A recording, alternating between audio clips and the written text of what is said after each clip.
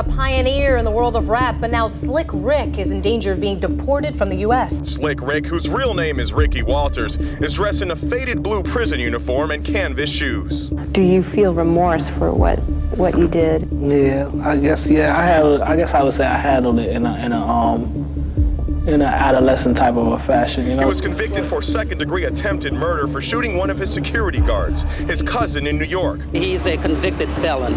That makes him deportable. I feel sad inside, you know what I mean? Because I feel like I'm fighting a losing case. Right now I'm suffering. My son is suffering, you know what I'm saying? I could be out there. I could have 5 years of my life went to waste, you know what I'm saying? So. And why won't the INS let you bond out of here?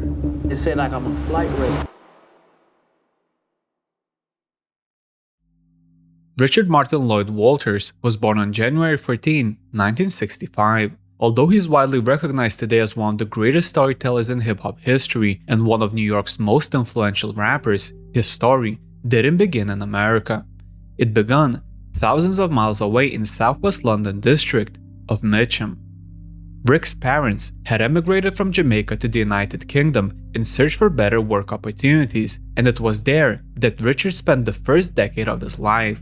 Unfortunately, his childhood was marked by an incident that would change his appearance forever.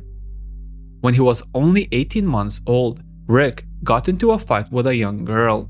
During the altercation, a piece of broken glass became lodged in his right eye.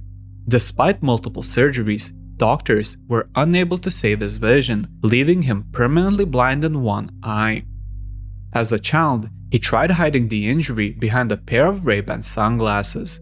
Eventually, however, he embraced it and replaced the glasses with an eye patch, a look that would later become one of the most recognizable trademarks in hip-hop. At school, Rick wasn't known for his athletic ability like many of the other kids. Instead, he stood out for his creativity. He loved to draw, but unlike most children his age, who filled notebooks with cartoons or graffiti, Rick preferred drawing realistic scenes from everyday life. Although he spent more than 10 years growing up in England and later described life there as slower and more peaceful than in America, he never truly felt attached to it. Everything changed during the late 1970s. When Rick was 11 years old, his family packed up and moved across the Atlantic, settling in the Bronx, New York, more specifically on East 241st Street and White Plains Road.